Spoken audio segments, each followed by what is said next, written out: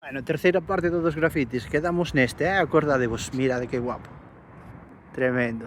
Vaya nivel de detalle. Que curradísimo, sí señor. Seguimos. Aquí unha firmiña coa típica cidade detrás. Guapa, mola. E este tamén é un dos meus favoritos, mirade. Como mola, Tamén, tremendo. Mirade ahora este. Pintaron todo, Máis que un grafiti, que sí que parece outra cousa, pero bueno. Como que usaron unha plantilla, me parece. Pero está moi ben tamén, desde logo.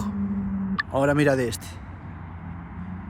Que tamén bastante ben detallado, Hai que apreciar moi ben os detalles, está moi chulo, O típico grafiti chungo del barrio, que tamén, normaliño, normaliño. Bueno, xente, tuve que dar volta para volver a aprecialo ben, porque salteime varios detalles que quero que vexades. Mirade os cuadros da luz, están pintados. E que nivel de detalle, mima. Este sí está guai, a verdad que está moi ben.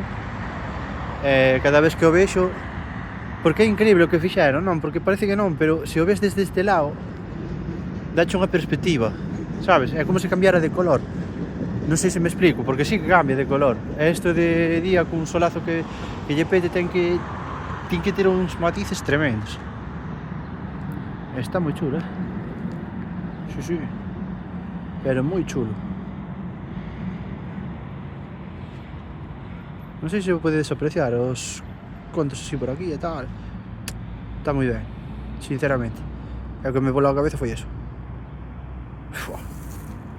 Chulísimo. Bueno, non sei se haberá unha cuarta parte ou non, pero hei de investigar máis por aí, vale?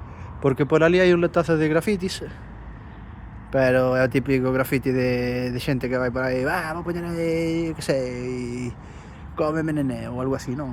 Mirade aquel, creo que non enfoquei ben, pero mirade, vedes? Como unha cara sorriente, mola.